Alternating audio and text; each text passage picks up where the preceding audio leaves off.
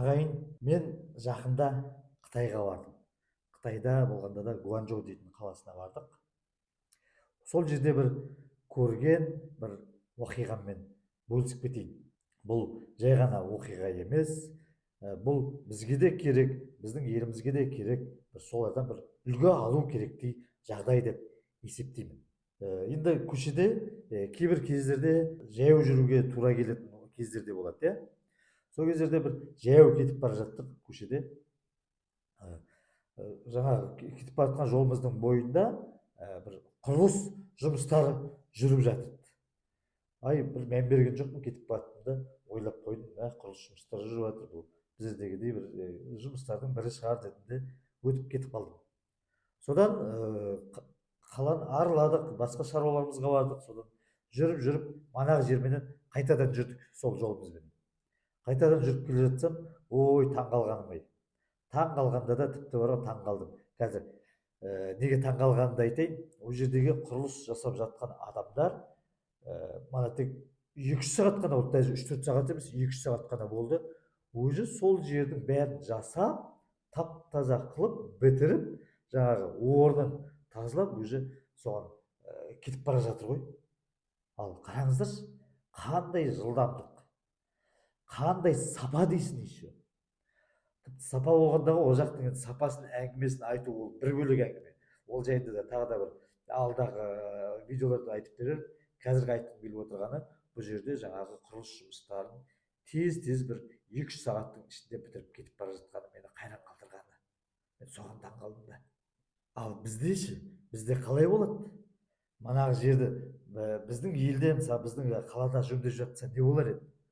Ол жерге бірінші келеді, құрылысшылар жүреді, бәленбай күн айналасын қарайды, бірінші қазады. Енді бітіргісі келетін болар, бірақ білмеймін не екен, бір каким-то образом бір бітпейді да сол жер.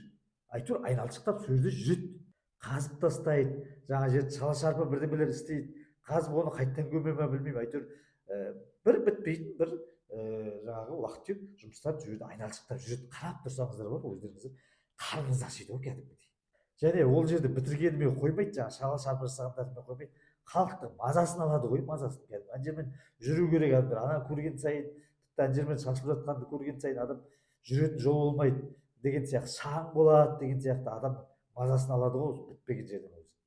Міне мәселе қайда жатыр, көрдіңіздер ме айырмашылықты? Енді бізде жөндеу жұмыстары жүріп жатырса, анағұрлым бір үлкен бір жөндеу жұмыстарын айтпай-ақ қойып, сондай бір кішігірім жөндеу жұмыстары жүріп жатырса, біздің халықтың төзімі сыналатын уақыт негізінде, шынын айтқанда. Бірінші күні жаңа 5-6 техниканы алып келеді, 5-6 адамдармен жүреді, сол жерде шу болады, әйтеуір бірдеме жасағандай болып көрінеді. Екінші күні уже жаңағылар бірте-бірте азая бастайды. Үшінші күні уже мүлдем тоқтайды дегендей ғой енді. Сосын сөйтіп бір ай өтеді, тіпті бір ай ма, айлар өте ма, әйтеуір уақыт өтеді. Халық ана жермен әрлі-берлі жүреді, уже мазасызданады жаңағыдай айтқандай. Енді бала бар, қария бар, басқасы бар, ана жер балшық болып жатады, лай болып жатады, шаң болып отырады, енді бар ғой, тіпті одан масқара болып отырады енді. Оны халық көріп тұрады, бірақ оны ана жасап жатқан адамдар көрмейді, олар оны білмейді. Айтқанда барып аспаннан түскендей, солай болып жатыр ма дейтін де кездер болған. Тіпті жұмысшылар көрінбеген еді сол жерден. Ол жерде енді жұмысшылардың кінәсі жоқ қой. Жұмысшыларды ана жерден бір жұмыс алады, жаңағы мекеме, мына жерден бір жұмыс алады, әйтеуір сөйтіп жүріп, жаңағы жұмысшыларын да жеткізе алмайды әрбір жерге жұмыс жасату. Сосын ойбай ана жерді жаса деген ана жерге апарады, ойбай мына жерді бітіру керек деген мына жерге апарады. сөйтіп жүріп бір азғантай жұмысшыны анда мында сүйрелеп жүргенде сол бітпейтін жұмыс бітпей тұрады, сондықтан деп ойлаймын. Енді шынымен де ана жер бітпей жатқасын, бір шұңқыр жаңағыдай лай топырақ шаң болып жатқасын, енді күнде көріп жүрген адам әрине енді бір ойлайды ғой, енді мына жер неге бітпей жатыр деп, сосын ашуланады дегендей.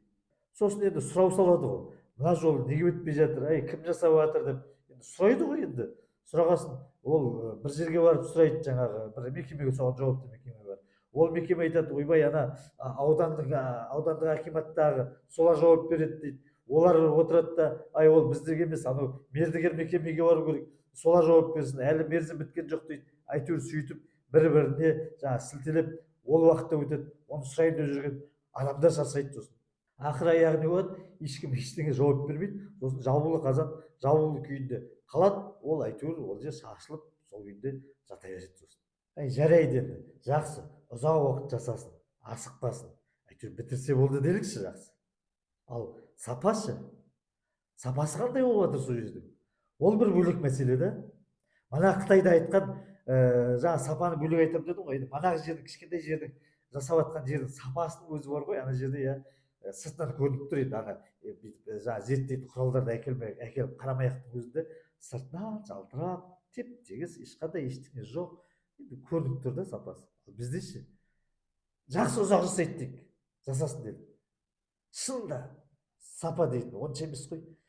Сол жерді тіпті артынан келесі жылы жасап жатырады ғой қайтадан. Әупірімдеп сол бір жылға жақындаған уақытта бітірген затты келесі жылы мысалы жазда қайтадан жасап жатады ғой. Ал жазда бастаса жақсы, қыс жақындағанда қайтадан бастап жатырғанына тіпті бар ғой.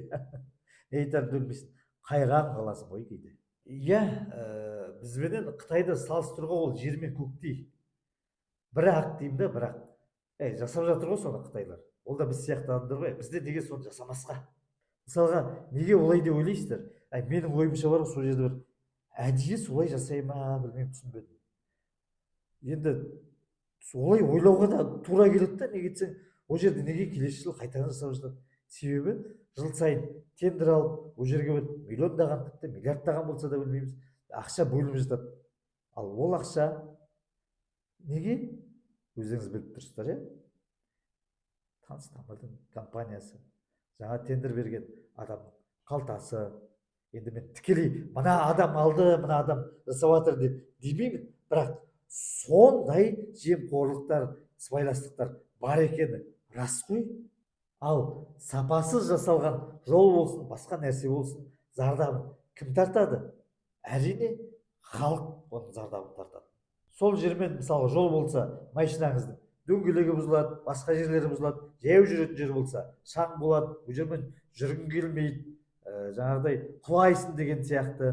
Ал бірақ сол жерді тапсырысқа беріп отырған шенеуніктерге бәрібір, себебі неге екенін өзіңіз біліп отырсаңыз жаза кетіңіздер. Ал Қытайда мен не көрдім? Олар жұмысты бастаса тез бітіреді, сапалы бітіреді, жұмысқа уақытымен келеді, қоқыс қалдырмайды, жасаған жердің сапасы бәленбай жылға 10 шақты жылдап соған шыдайды. Неге? Себебі оларда бақылау бар. Жұмыс сапалы болмаса өткізбейді. Себебі оны сапасы жұмысты өткізіп жіберетін болса, қабылдаған шенеунік жазаға тартылады.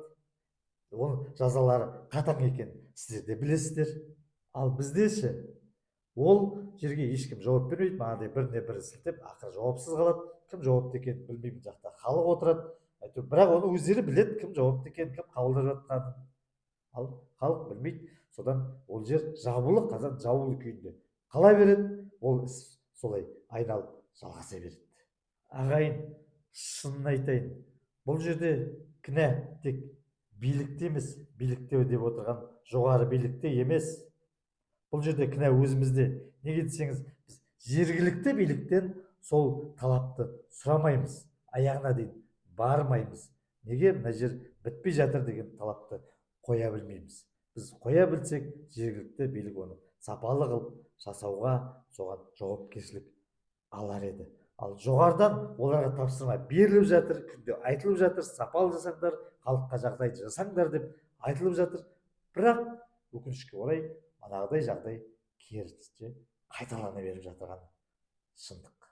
Осындай үнсіздігімізбенен, талап қоймағанымызбенен біз оларға мынау жергілікті биліктегілерге жемқорлықты өзіміз қолдан жасап беріп, жол ашып беріп жатырмыз. Айтсам ренжисіздер.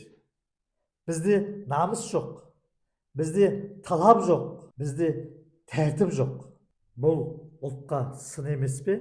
Осы сөз сіздің намысыңызға тиіп отырса, ендеше ол дұрыс болғаны. Себебі жергілікті биліктен талап ететін уақытымыз келді ғой. Сол жердің тұрғыны, біздер сол жердің экономикасын дамытып отырған, сол жерде жергілікті халық ендеше жасалып жатырған жұмыстың сапалы болуына, ол жердің тез бітіруіне бізде өзімізде атсалысуымыз керек, көрсек тиісті органдарға хабарлап айтуымыз керек дегендей біз өзіміз талапшыл болуымыз керек. Егер намыстанбасақ, олай тиісті органдарға хабар бермесек, біз осылай сол күйімізде жүре беретін боламыз. Көпшілік ойлайды, кінә билікте деп, билікте дегенде жоғарыдағы билікте деп ойлайды көбіне. Олай емес. Жоғарыдан билік, жергілікті билікке тапсырманы беріп жатыр, манағы айтқандай. Кінә о жақтан емес, кінә біздің өзімізден талап етпеуімізден. Қытайдағы жаңағыдай тез жасайтын жұмыс, жақсы сапа бізде де болар еді, егер біздер сапалы талап ете білсек. Сапалы талап деген айқай шусыз, ешкімге жаңағы кінә артпай, тек тиісті органдарға хабарлап айтып отыру, сол жерде жеткізіп отыру. Сонда ғана о жаққа хабар барғасын, бұл жақ сол жаңағы жасалып жатқан жұмысты күнде тексеретін болады, сапалы қабылдайтын болады. Ағайын, мен Қытайдағы өз көзіммен көргенді айтып отырмын. Қытай 2 сағатта бітіретін жұмысты біздерде неге 2 айда, 3-4 айда бітіреді. Қытайда тап-тұйнақтай орнын жинап кетеді, ал бізде міндетті түрде арты шашылып жатады. Қытайда сапамен істейді, ал бізде неге шала шарпы жасалады, ол сапасыз болып шығады. Неге? Мен ойлаймын да, мен бұрыннан берде осы мәселені айтып келе жатырмын, әлде де айтамын, айтуға да шаршамаймын. Қараңыздаршы, мысалға, Қытай жақсы жасап жатырған көріп тұрмыз. Бізге көрші мемлекет, барып келу визасыз, тез барып келуге болады. Енді біздің елімізде, мысалы, жергілікті биліктен болсын, неге бір сондай делегация құрып, ішінде жаңағы құрылыс компаниясы болсын, мемлекеттік қызметкерден болсын, делегацияның мүшесіне қосып, сол жаңағыдай өзінің саласына байланысты жасап жатқан жұмыстарменен барып, неге таныспасқа, неге солардың тәжірибесін үйренбеске? Ол шығын емес, ол шығын болмайды. Сен сол жақтан барып сапалы жұмыс жасауды үйреніп келсең, тез үйреніп келсең, ол келесі жылы ондай жұмыс қайталап жасалмас еді. Бюджет бізде үнемделе береді. Соған барып үйренуде олардың бастары, милары жетпейді емес. Біледі, жетеді, айтып жүргенімізді де естіп жүр. Бірақ неге екен? Олар соны жасамай тұр. Ал енді сіздер пікір қалдырыңыздаршы, қалай екен білейін. Менің айтқаным дұрыс па, бұрыс па екен білу үшін пікірлеріңізді оқығым келіп тұр. Әрбір пікірлеріңізді оқимын, ол мен үшін маңызды.